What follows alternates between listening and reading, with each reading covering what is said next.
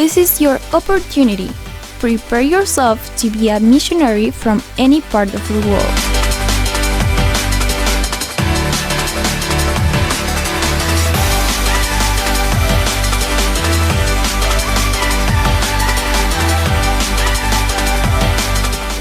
Online Mission School, your opportunity to find the necessary tools for mission. With courses in 3 different languages and speakers from around the world at no cost. Live the experience of mission school no matter where you are and be a volunteer anywhere in the world.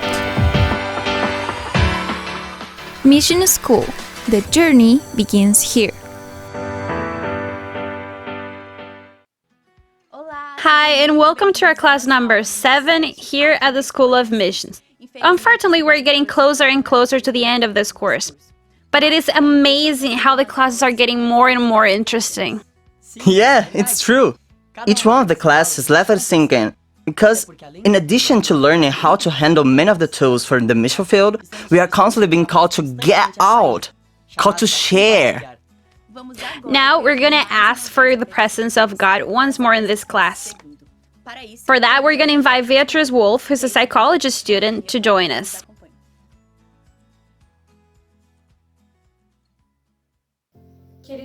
Dear God, thank you so much for the opportunity to be here today and to learn more about how to serve you in different cities or in different cultures. I ask you, Lord, for you to be with each one of us that's gonna watch this class today, that we can learn more about Buddhism, about different ways that we can get close to this culture and how to reach people for you. Bless each one of us, God, and the plans that we have to go out and to serve you as missionaries. In Jesus' name, amen. Thank you, Bia, for joining us in this prayer. At this point, we're going to repeat some important announcements, so pay close attention. Remember that you must take the test for each class, so that at the end of the course, you can receive your certificate. In today's exam, we're going to read the chapters 18 and 19 of the book Passport to the Mission, plus some questions from today's class. So pay close attention, and of course, enjoy. And let's also remind you that if you have any questions, don't hesitate to write us by our Telegram or to our social medias like Facebook and Instagram. And also remember that if you're interested in some of the missionary calls that we have been presenting here, you can write us and ask through our social medias. Today, our missionary will tell us a little bit about his experience as a volunteer in Quito, Ecuador. His name is Kevin Wolf. He's a student here at the university, but he stopped his studies for now to dedicate himself to the service of God. And apparently, he's also related to a person who accompanied us in prayer today, isn't he? Yeah, that's her sister. She's studying here at the university, finishing career, and for sure soon she will follow her brother's footsteps in the mission field. Well, without further ado, let's go with Kevin.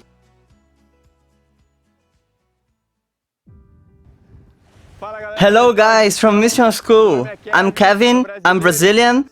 I studied at WAP for 2.5 years and attended the School of Mission. And today, this year, I'm serving as a missionary volunteer in Quito, Ecuador.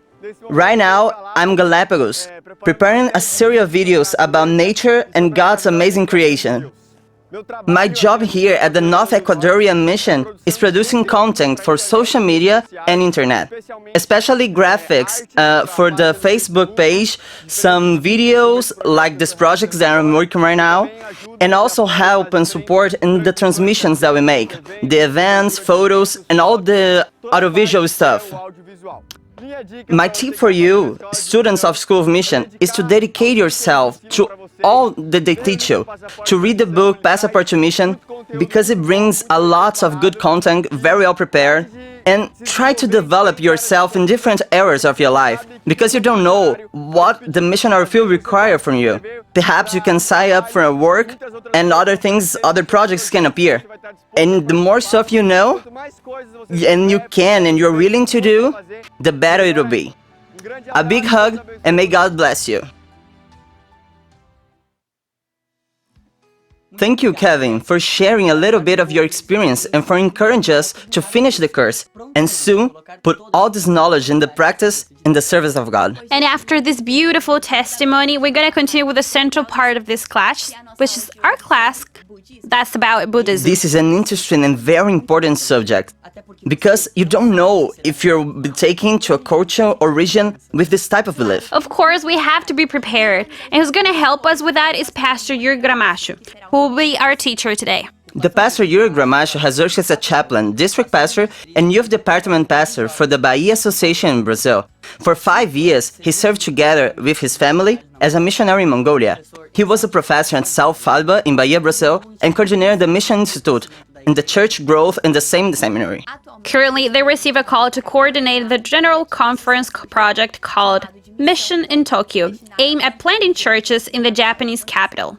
Pastor Yuri has a master's in biblical theology with emphasis in hermeneutic from South Falba, and he's a doctoral candidate in missiology and intercultural studies with emphasis in world religions at the Adventist International Institute from Advanced Studies in Philippines.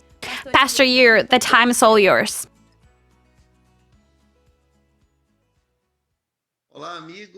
Hi everyone, here in the School of Mission, all the students at UAP, and to all of the students that are around the world.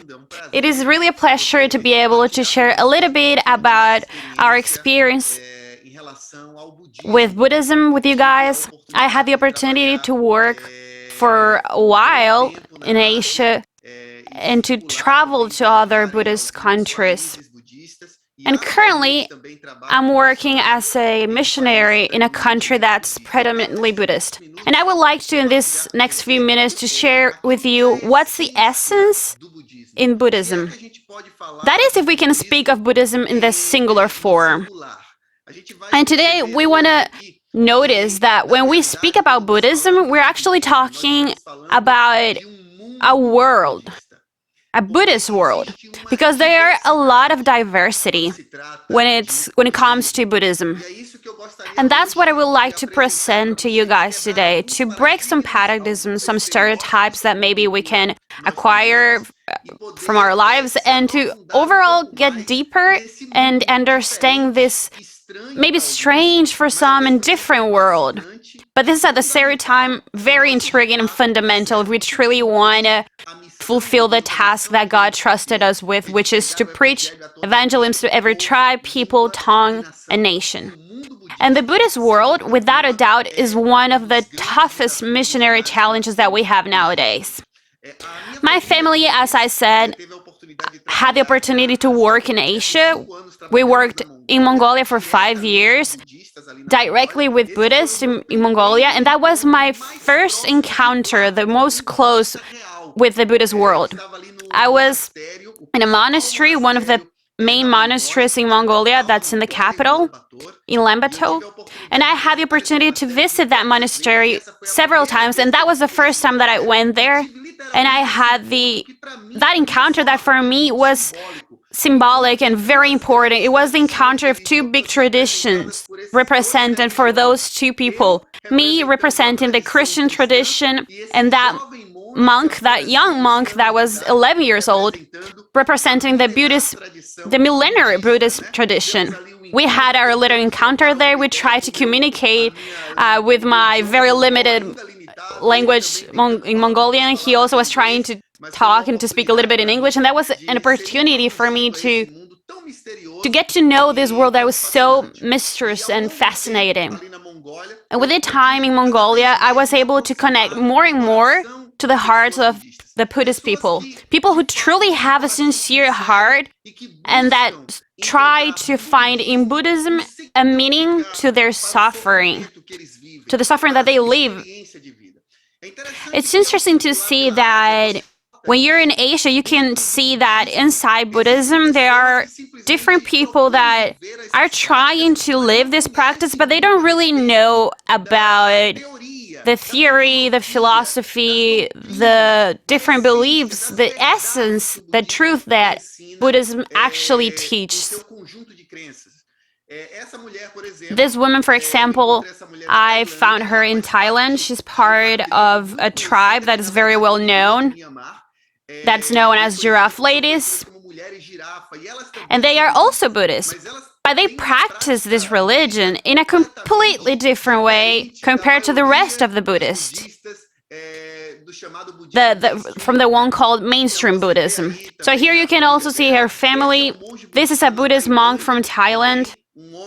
That's a man that's completely recluse from the outside world. He practically doesn't have contact with the exterior world. This is another Buddhist monk from a sect that is even more strict. It's one that considers the other Buddhism as apostatized, if you can say so, or like they abandoned their faith. So it's like they defend the true Buddhism. And it's interesting to see how they consider themselves as the reminiscence in Buddhism. Doesn't that remind you of a group of like that inside of Christianity? They claim that they are maintaining the truth of Buddhism intact, and that they are responsible for sharing this truth even to other Buddhists so they can also come back to the essence of the message. Do you guys realize that there isn't really a unity within Buddhism? There are diverse thoughts, processes, and practices. This is a Mongolian family. They are also Buddhist. And did you know that many Buddhists are completely vegetarian? They avoid the consumption of meat. But in Mongolia, that's super normal for Mongolians to eat meat. As you guys can see here in the picture, in the table, that they have a full animal ready to be eaten by the people here. So you can also realize the architecture of the temples that are actually very different in Buddhism. For example, this is the entrance of a monastery. And Buddhism in Mongolia has a Tibetan tradition. We'll see a little bit about that later on. But this is a temple with a Theravada tradition, which is considered to be more conserved and traditional, which is present in Thailand and in Sri Lanka. And you can see that there are different Buddha figures, and they are more refined. And this Buddha, for example, is completely covered in gold, and is considered one of the most valuable and expensive statues in the Buddhism community. And there's a whole mythic thing behind this image. And when I went to this temple, it was really, really full of people. And people were there just to look at it, and they can't even get close to it, even if they wanted to. And this is another picture of another Buddhist temple where you can see clearly the difference between the clerics, the monks that have, these robes, that they are part of this religion community, which are the monks that recluse themselves and that practice the teachings of Buddha and Dharma, which, as we will be learning later on. And you can also see the lay community on a lower level.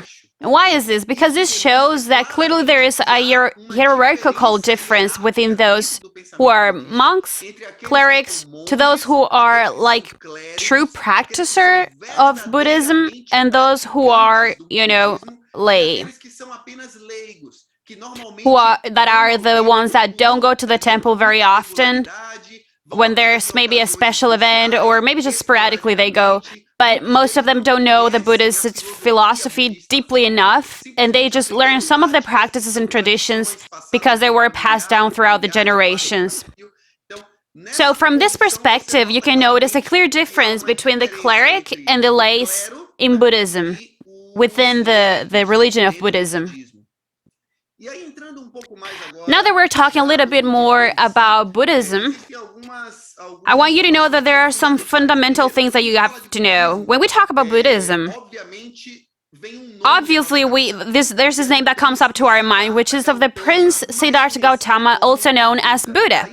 And that's where the name comes from. And the term Buddha means illuminated, or he who was awoken.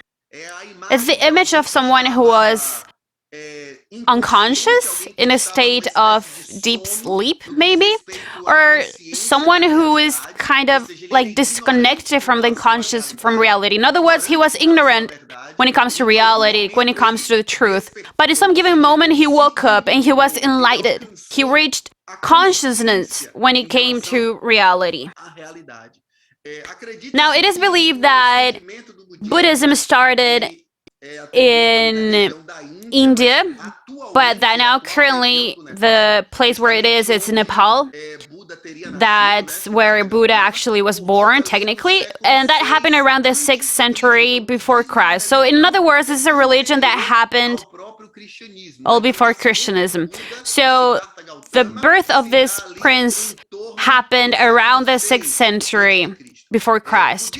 Buddhism is a religion that has around 500 million followers, and it is believed that that number it's outdated. So that means there are more than 500 million. So this makes Buddhism the 5th most followed religion on the planet. The 5th most followed religion on the planet.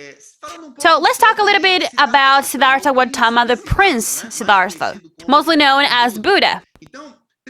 So first, there are a lot of versions about his life, and that is, completely normal. But what matters is not the historic part of the story, because there will always have details that are different between one and another version. But what matters is the essence of the story, that it's always the same. The essence of Buddha's birth is that his birth was sort of a miracle in a certain way. It was somewhat mythic. His mom had a dream with an elephant, and there are a couple of details about how many ivories or tusks the elephant had, and that the elephant entered her womb. And you know that in India, the elephant is a symbol of knowledge, and that elephant got in her womb, and from that dream she got pregnant from this special entity, from the prince. So Buddha was born.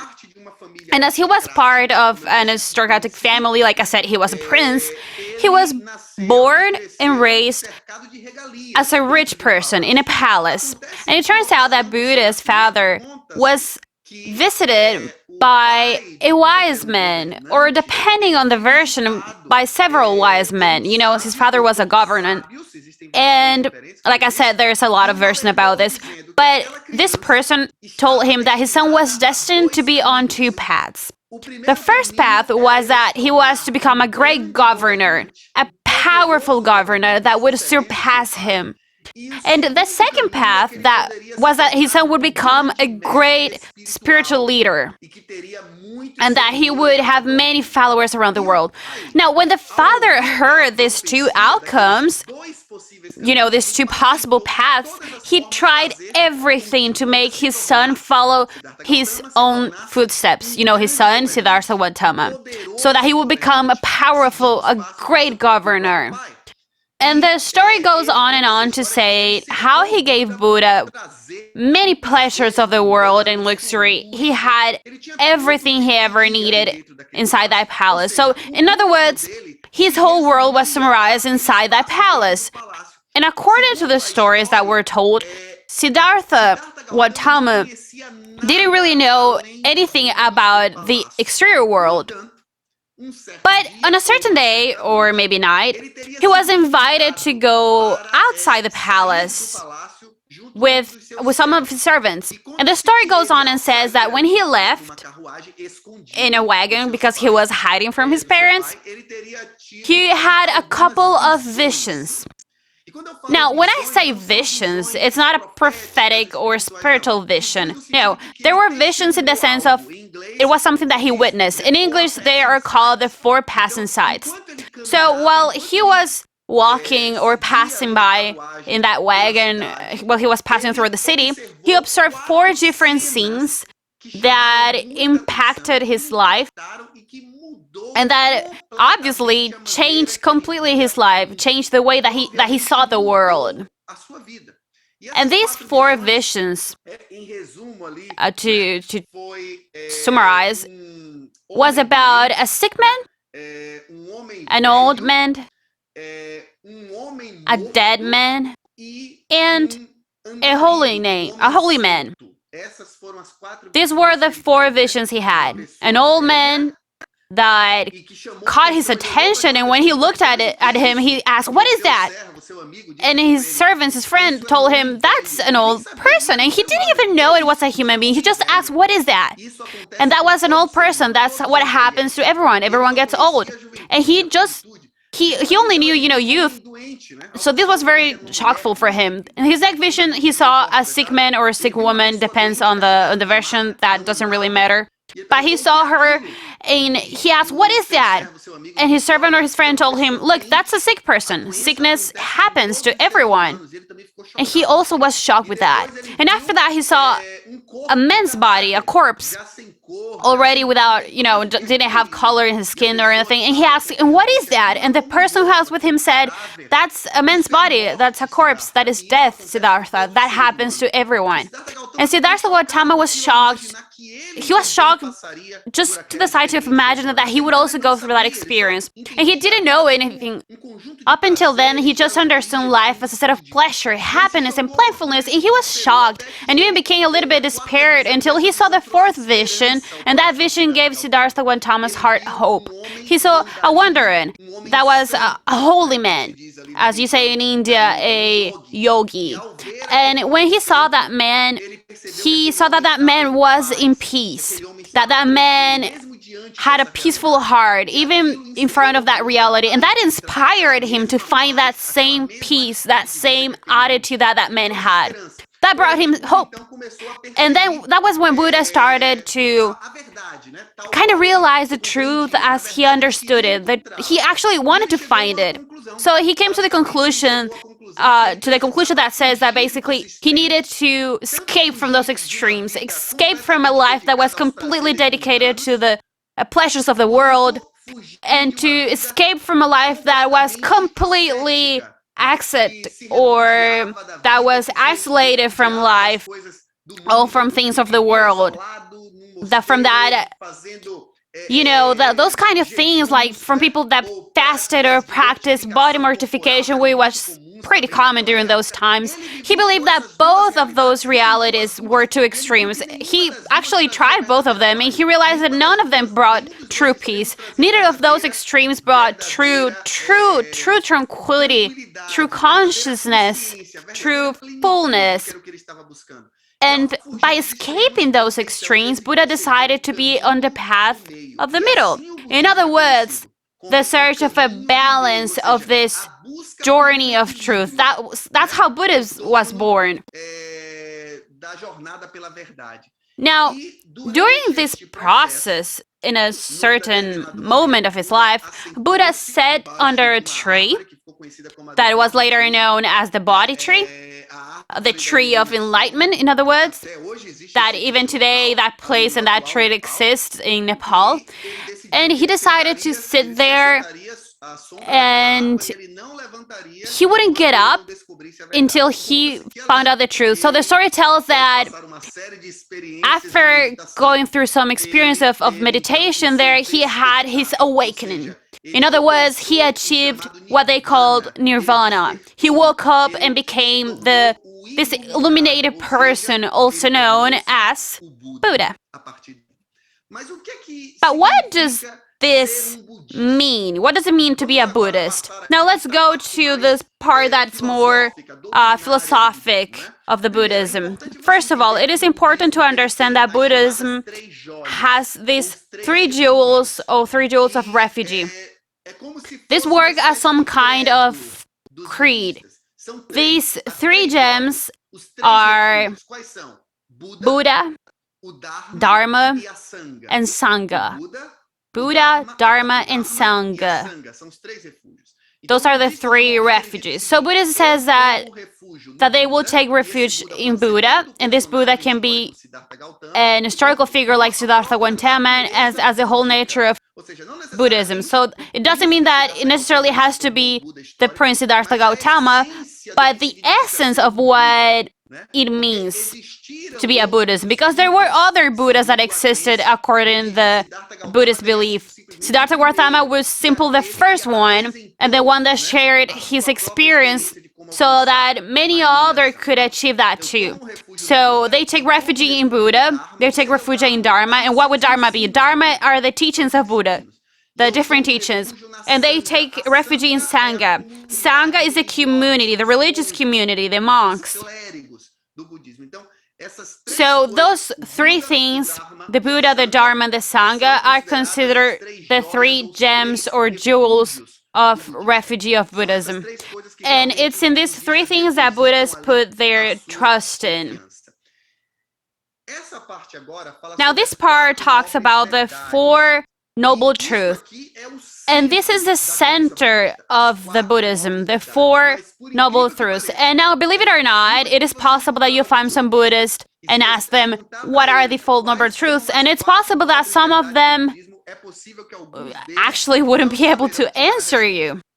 Because like I said, there is a so-called popular Buddhism, or pop Buddhism, that's also called like that are people that follow common practices, but many of them never even heard of the philosophy of Buddhism, of the doctrines, of the teachings, like we are actually studying right now. But for us missionaries that will be in contact with Buddhism, it's extremely important to understand this, to understand the base, because even if they're not completely conscious of these Four Noble Truths, the way that we are learning, in a certain way, their life practices, their cosmovision, it reflects those things through the way they live and through their traditions. So their first noble truth is called Dukkha. That's the reality of suffering. The term suffering, it's the main term for Buddhism. So summarized in the first truth, it says that life means suffering. Life is suffering. That's the first noble truth, the reality of suffering. The second noble truth is called Sangaya, which talks about the origin of suffering, and it says that the origin, or better yet, the suffering is the fruit of the desire. So when we saw that the first one, that life is suffering, the second noble truth says that suffering is the fruit of the desires, or of the tanya, which is the original term used for attachments. So you suffer because there's a desire, there's a tanya, there's attachments. Now the third noble truth talks about the season of suffering. If we eliminate the desires, so surely we'll be eliminating the suffering. That's the third noble truth. It's called Nirodha. And the fourth noble truth, Magga, says that the path to cease suffering, so in other words, the way to eliminate desires and consequently suffering, which is the origin of everything, is to faithfully follow the Noble Eightfold Path. So if you pay close attention here, you will realize that there's a logic interconnecting this Four Noble Truths as a sort of medical diagnosis. And maybe there are a few students of medicine listening to us here. And notice how there's a diagnostical logic here. First of all, tell me what's the sickness? Well, life is suffering. That's reality. And that's a sickness. We're sick, okay? Okay, so we can observe the symptoms of this sickness throughout suffering, death, unhappiness, being unsatisfied. The word dukkha many times is translated as unsatisfied and not so much as suffering. So all of this can be seen as the dukkha, the suffering. Life is to suffer. So now you realize that that's a problem. But what's the cause of the problem? The cause of suffering is a desire. So if we want to get rid of the problem, we have to get rid of the cause. So how do we get rid of those desires? If I get rid of the desires, I get rid of suffering, right? So I can get rid of the desire using this prescription. So now we went from the diagnosis and now presented the cause, and now we're looking at the treatment. We're presented with a prescription. And what's the prescription? It's the so-called Noble Eightfold Path. So the Buddhists believe that if you faithfully follow this Noble Eightfold Path, you will be able to eliminate the attachments and as a consequence, eliminate the suffering as well. So if you eliminate the cause of the sickness, which is the desire, you will also eliminate the suffering, which is what we want. And if you liberate that, you will be free. So you will reach that enlightenment, you will reach that nirvana, you will be awakened to the reality of life. That is the essence of the Buddhist teachings. Now here is the Noble Eightfold Path, which in practice are just attitudes, religious practices, religious or spiritual disciplines that are proposed for the Buddhist. Correct comprehension, correct thinking, correct speaking, correct actions, the correct way of life, correct effort, correct consciousness, and the correct concentration. Now, we spoke about the Buddhist world, and I would like to point out the following. Remember that when you're talking about Buddhism, you are not talking about one Buddhism in a singular form, but in fact, you're talking about many Buddhism in the plural form, because there are many Buddhism that exist. There are a lot of them. Now, what are the main traditions? What are the main school or paths, or also called great vehicles? They are at least three great Buddhist traditions, or three great vehicles, three great Buddhist schools. And the first one is called Theravada, which is the one that's probably the mostly known, the most popular, and the most reserved as well. It is also known as Hinayana. But the name Theravada is preferred. Sometimes Hinayana has some sort of, maybe it has a pejorative connotation. It's not a positive really term for someone that's part of the Theravada tradition. So if you're talking to someone that's from this tradition, never use the term Hinayana, okay? So the Theravada tradition is also called the elderly tradition. Those who are part of this tradition consider themselves to be the ones that maintain the teachings of Buddha intact, that the teaching hasn't been contaminated by foreign ideas, etc. So this is the most conserved, and they emphasize on the monastic life, that is Sangha, the monks, the cleric, and that's like the Buddhism. The real Buddhist is the monk, and the others are in a process of getting there. So it's very conservative. So to be a Buddhist, you really would have to be faithful to the Four Noble Truths, and hence to that Eightfold Path. And other people usually are not able to follow this path. Now, this school has something that they call the Pali Canon. That is most known because it has these writings that are also called Triptaka, which means the three baskets.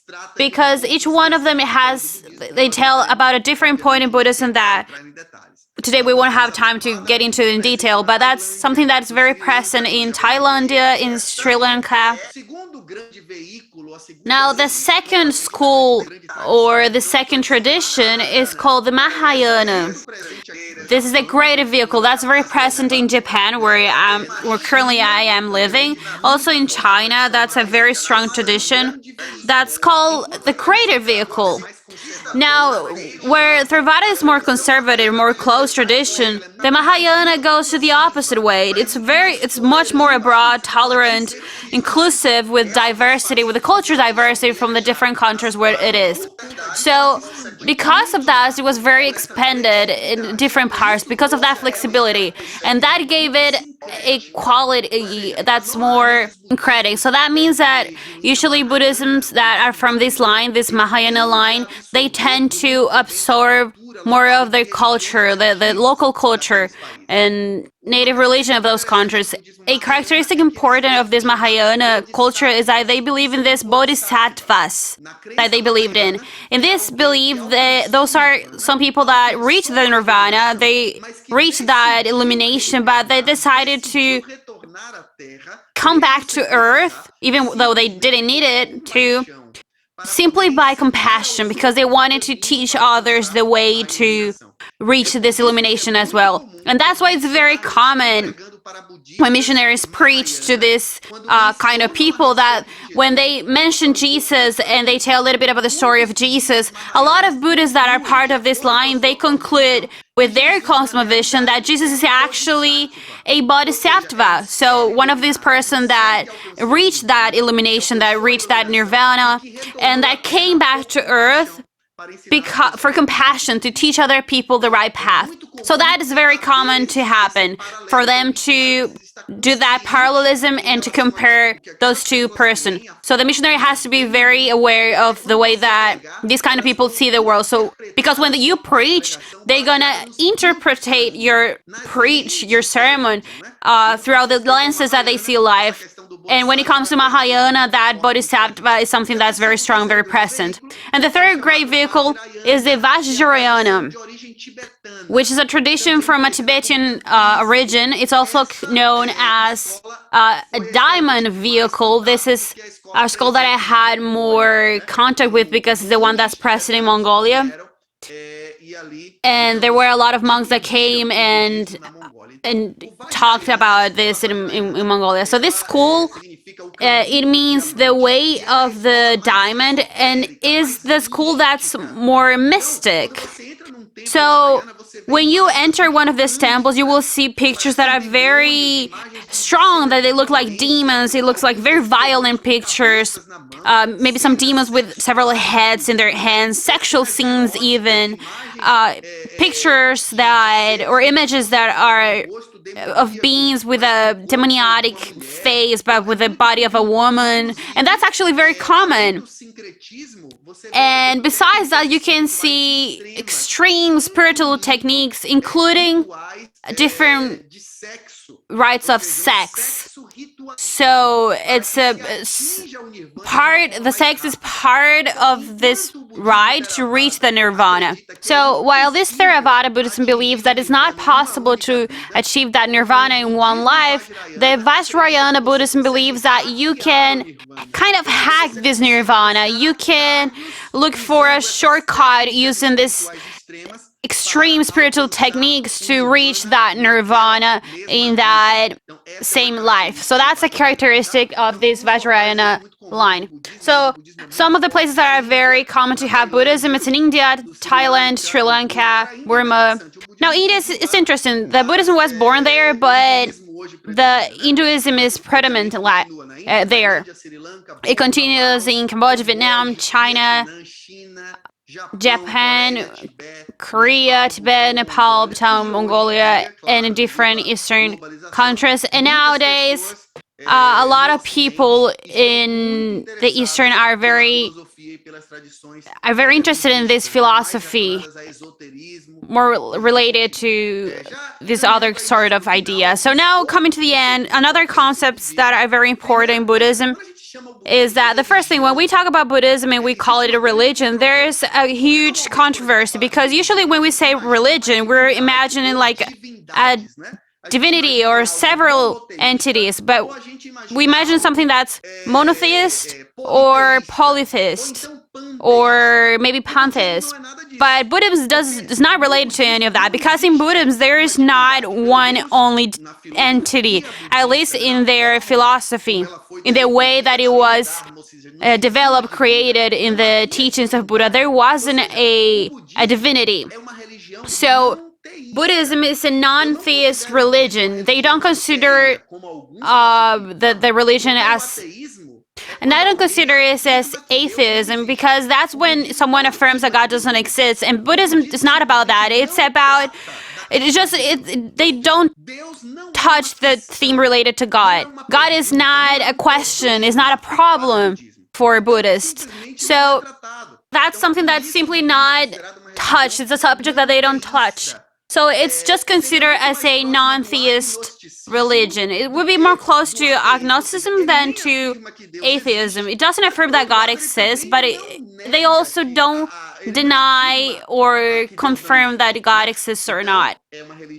So it is a religion, non-theist religion, and that happens, that's related to the way it was born. It was born, as we said, in India, and currently it's in Nepal, and the traditions over there, the Hindu traditions that they have currently has different entities, but Buddha's teachings were sort of a reaction to those Hinduist traditions. So while Hinduism had, like, they believe 3,000 million of different entities, Buddhism says, like, oh, this is a religion that doesn't have a God. So it goes to a totally different extreme.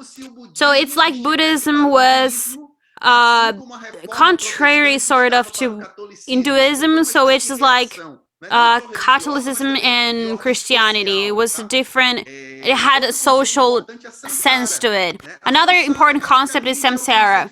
That's a concept of reincarnation. Is the idea of this infinite cycle of being born, dying, and being reincarnated. So for Buddhism, life is a prison. You are imprisoned you are in this cycle, in a cycle that you cannot leave. And what's the thing that gets you in this cycle? That's the desire that we were talking about. So as long as you are attached to the things of this world, you will be imprisoned. You will be attached to the samsara. You will be in this cycle of being born, getting older, and dying, and reincarnation. So you are attached to that suffering. So remember, life for a Buddhism is suffering. So the Buddhist doesn't want to live. He wants to escape that samsara. He wants to escape that cycle of suffering. So when you tell a Buddhist that God came here to give them eternity, that doesn't make sense for them, because they don't want everlasting life, because they don't want to live forever, because life is suffering in their minds.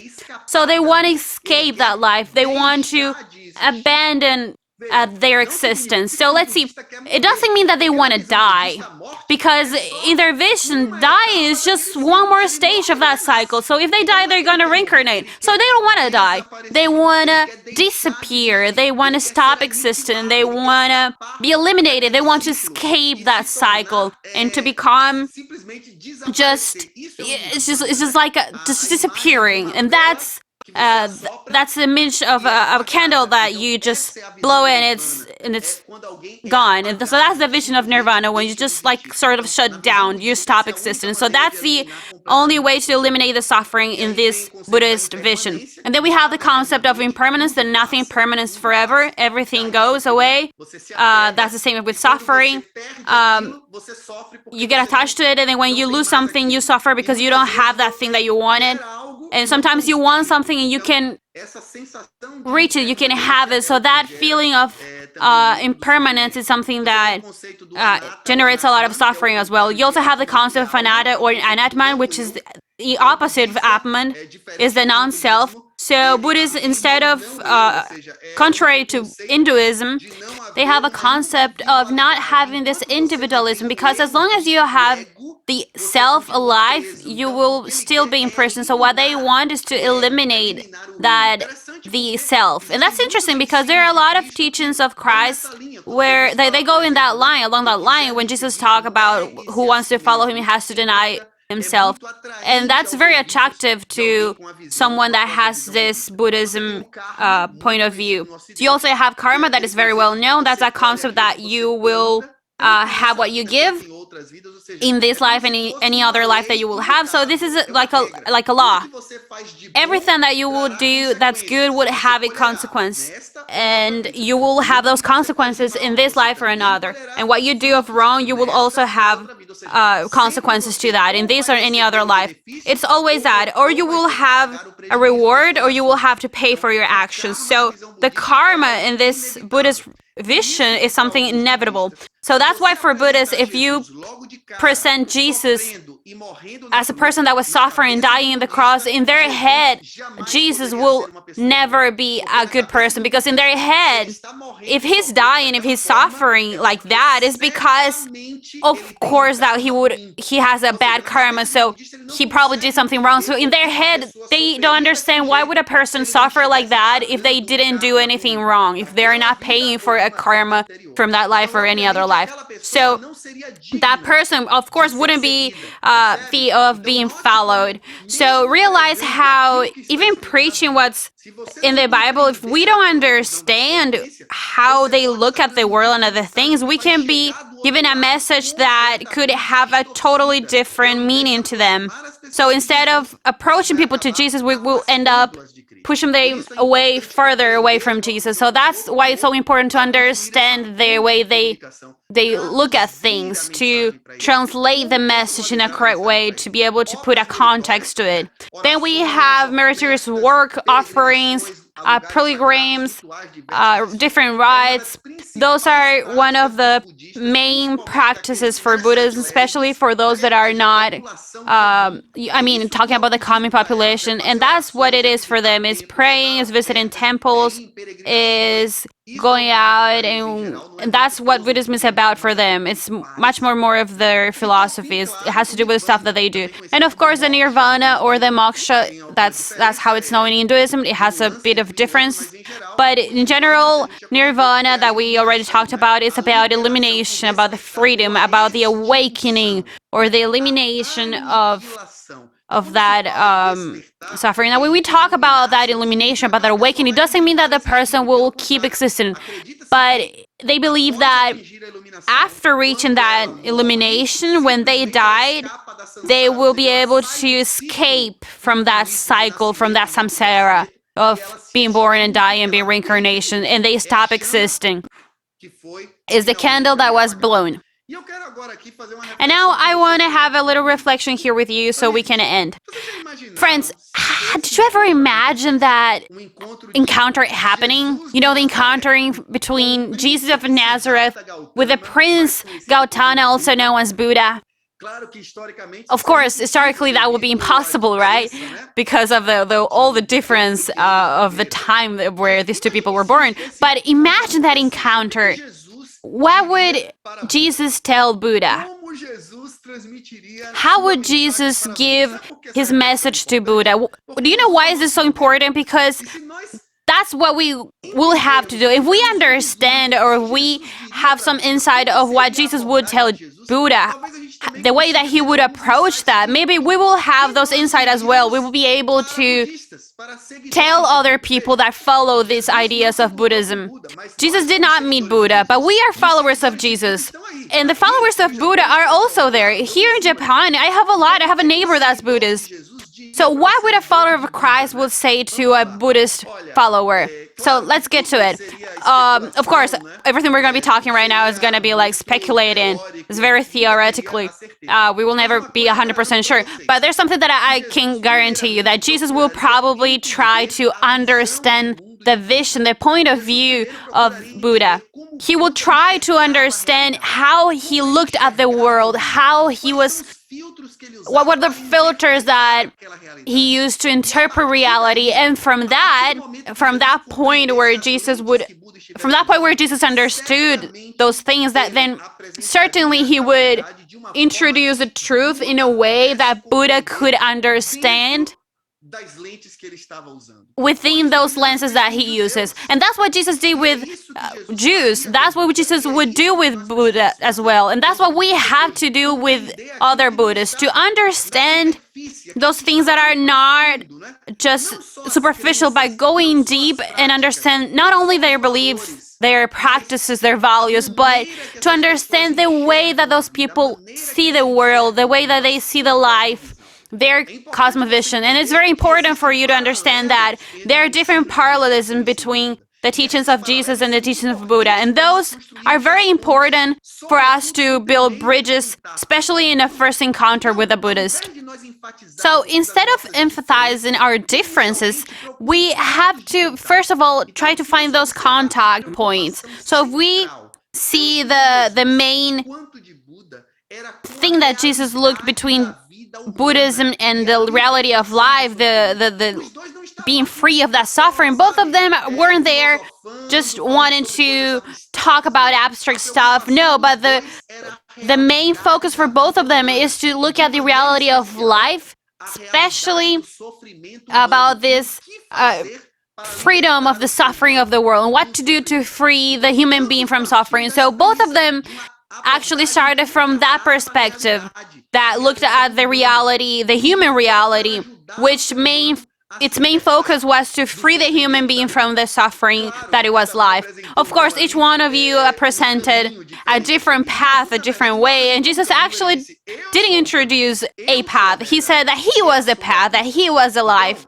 So, when we analyze those two big traditions, both the things that we can see from the evangelism of Jesus Christ and the things that we can see from Dharma and its teachings of the Buddhism, we can see some insights, missiological insights that we can work with that's a little bit related with the critical contextualization. For example, for the Buddhism, love is a negative term.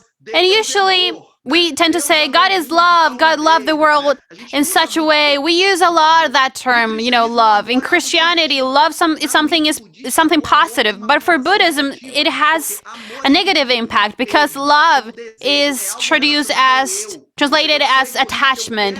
So I am selfish, I want that, and that's what they relate love to. So if I reach a Buddhist and start talking about love in their head, that would be completely confusing because how can you have a divinity that's attached to something? So that means that divinity is suffering because remember, suffering is fruit of the desire. So if love is also attachment, then that divinity is not worthy of being followed. So instead of love, they talk about compassion. In Christianity, also talk about compassion. The Bible says that Jesus looked at the people and he was compassionate about them because he saw them as sheep without a pasture. So you have to highlight the acts of compassion that Jesus had. You don't have to say that Jesus was love because that could be interpreted in a bad way, but you can show them the love in a practice, in different actions. Show Jesus doing these acts of compassion, healing people, eating with people. That's very important for them. The compassion of Jesus. Then we have salvation and nirvana. The Buddhist mind doesn't understand the concept of salvation. Because the concept of sin for a Buddhist is completely unknown. What they're looking for is that enlightenment, So that's interesting because to reach that sort of awakening, you have to deny the self, right? And Jesus said that. Jesus also said that you have to deny yourself and follow me. Jesus said, I am the light of the world. If you follow me, you won't be living in darkness. You will live in life. So you can reach a Buddhism and say, hey, did you know that you can reach that enlightenment, the truth, enlightenment, illumination within this life without having to wait to be reincarnated? And of course, the Buddhists will be like, wait, what? How? But you have to teach them and you have to be close to the light to be illuminated as well. And Jesus said, I am the light of the world. I am the light of life. Who follows me won't live in darkness. So that enlightenment, that illumination won't extinguish you, but it would eliminate you, but it would show you a different level of existence, an existence without suffering. And that's where you can go from the known to the unknown. So we will always have to follow this sequence of stuff. The non-self, we talked about that a little bit, merit and grace. For a Buddhism, when you talk about grace, it doesn't make any sense. How am I supposed to have something that I don't deserve? Because according to karma, that's not possible. I would only receive what I did. If I did the right, I'm going to receive good consequences. If I did wrong, I'm going to have bad consequences. So how is that me while doing bad things, I will have grace? That's not fair, So that's injustice in their head. So what I have to show them is that in reality, that the things that we plant had its consequence. The man sinned, and it brought the suffering and the death, And the Buddhists understand this concept of suffering because the reality of life is that you suffer. But what was that happened? We have to explain that the person that paid for those bad consequences, that paid that karma,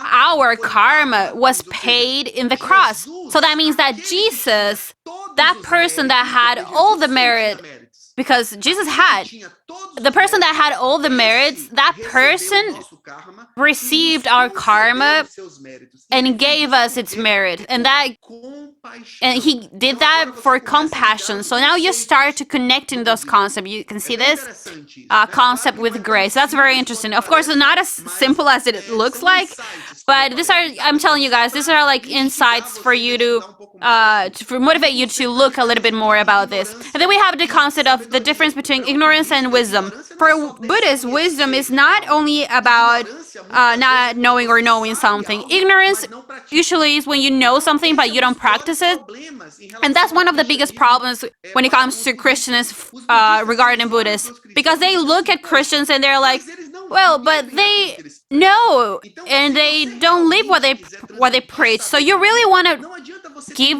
or transmit that wisdom. It doesn't matter if you have a good argument. It doesn't matter if you're a good preacher, if you have a good debate, if you can present all the arguments or show them the incoherences of their practice. It doesn't matter, because your life will speak louder than your words. And the Buddhism will want to watch the wisdom in your lifestyle, in your practices. For a Buddhism, a person that's wise is a person that will live what they preach. And that gives so much credibility to your message. So just for you to have an idea of how God works through the Holy Spirit in the Buddhism world, even though missionaries haven't reached it yet, God is already there, working with that culture, working with their minds, talking their language, using the different bridges that there are within that culture. Even there's a book that's called The Melchizedek Factor from Don Richardson, where he defends that in all cultures, God preserved different parts of the truth, different seeds of the truth, some sort of window where the truth can enter in that culture. So look, this is so interesting. In Mongolia, there is a big Buddhist hope that is called the coming of the Maitreya Buddha, the Buddha of the future, where they're building a huge image of the Buddha, and they believe that it's going to be one of the biggest statues in the world, even bigger than the statue in Brazil or in any other country. So they have this project, and they've had it for years now, and they believe that this Buddha, it's a Buddha that will come from the future. And when you read about it, it says kind of like this. It says that the Maitreya Buddha is a Buddha of the future. No one knows its name. It's a bodhisattva. It's someone that reached that illumination, but that will come to this earth for compassion. It's a being that's illuminated that will come in the future, that no one knows its name, but it will come in the clouds of heaven. Now look at this. Everyone will see him. And when he comes, he will change the current state of the thing. So he will start a new time on earth, a time where there won't be any more suffering, a time where all people will reach that final freedom. So that's very interesting, right? Because it serves as a base, as a foundation. And here you can see a wall in a church in Thailand where they used the picture of the coming of Jesus with different characteristics of that culture, kind of creating a connection with that idea of this being that will come. And I remember in Mongolia, that every time I talked about this subject, people were very interested. And I was like, hey, did you know that the Bible also talks about this, that about a being that will come, an enlightened being will come from the heaven? And it's not only an enlightenment or illuminated person, but he is the own light. And people would be like, wait, who is that? And then I would introduce the hope of the Jesus returning. And guys, I don't know if one day you will have the opportunity to go to one of these countries where there are more Buddhists and encounter a monk like the one that I just saw here. I didn't exchange a word with this person because I didn't speak their language, and I don't till this day. But something really interesting happened. He was doing his different rides with the Buddha, and I was just watching. And then he left, but he forgot his sandals. There were some old sandals, and he only uses that clothing, like a bag, something like a pot where they ask for food in the street, and the sandals. That's usually what they have. They gave up everything. So that man was so concentrated in his meditation that he just simply forgot his sandals and left. And when I realized, I ran there, I grabbed the sandals, I ran after him. And I just said hi in Thailandese, the little that I knew. I said Havikra, which was one of the few things I knew how to say. And I just like this position where I was trying to be humble, and I gave him the sandal. He was so surprised. He was so shocked to see someone like me doing this, because in their heads, other people are very selfish. There are people that don't care about other people. And sadly, that's something that many times is attached to how they see Christians. So him seeing this attitude of compassion, he seeing what I did, he looked at me very surprised. And then he said hi to me doing this Y, which is that position. And then he bowed a lot, like he was saying hi to someone that's also part of his sort of religion or tradition. Even though he knew that I wasn't a monk, even though I was, bold as him, even though he said hi to me as if I was a religious person, he understood that language in a way, even though we didn't speak the same language itself, So it was a bridge that was built there. Even though you don't use the word, this lady, for example, you can see the picture, we gave her a coal truck, and we gave her the word of God. And the first time she heard about God was from my mouth. The first time in all of her years, she never heard the name of Jesus. And she was fascinated with the story. She was fascinated with this person that got pregnant without being with a man. And then, how is that possible? And we were telling her step by step, reaching the salvation of God. And then at one time, we gave him a coal truck, and that coal truck will probably keep her warm for many, many months. And after some days, she decided to get baptized, and she asked to talk in her baptism, and she talked, and he said, hey, not so long ago, you didn't know me, but you went to my house and you gave me a coal truck, and that coal warmed my bones throughout the whole winter, and I could use my money to buy food, because poor people don't buy coal, they buy food because either they are cold or they are hungry. And she had both because the church gathered and gave her this as a donation. And she said, like, look, that coal warmed my bones throughout the winter, but the coal ran out. But I want to tell you something now. The love of God through you guys is still warming my heart. So guys, this is such an amazing thing. God revealed his love through something that seems so simple, so day-to-day, like coal probably. And God wants to reveal himself to people in a way that they can understand him. God comes closer to the people where they are, in their reality they are at. And that was the first baptism that I did in Mongolia from a person that was Buddhism before. And I do not doubt that God can use you to reach other people, even if it's not here in Asia. It could be something that's living next to you, or maybe through social media. I pray for God to give you wisdom so you can, whether it's here or on the other side of the world, the other side of the streets, for you to be able to preach the message of hope to our friends and brothers Buddhists. May God bless you. We thank Pastor Yuri for accompanying us and share a little bit of this religion with us. And above all, thank him for showing us how can we approach them with the right way. And now, what else do we have? Ooh, don't forget. Like every Saturday, we're going to share a mission call for you. There are a lot of places that need people willing to serve God. And what better person to do that than you? Now pay close attention, because maybe this is the play that God has for you. Hello, my friends from WAP. I'm Leo Lins, and I'm here to make you a very special invitation. If you want to have an amazing, overwhelming experience as a missionary in Brazil at the Bahia Adventist University, we have a vacancy that maybe is for you, a violin teacher vacancy. So, if you have this skill and you want to come and live in an amazing place, please contact me. You can see now or through Lucas, my contact. And then we can talk. May God bless you and see ya. Now it's time to say goodbye. We want to thank you for being with us, and we hope that the Lord will keep blessing each one of you. Don't forget that our today's class will soon be available for you. The subject are the chapters 18 and 19, plus some questions about the class. We say goodbye with our theme song. Bye guys! See you next class.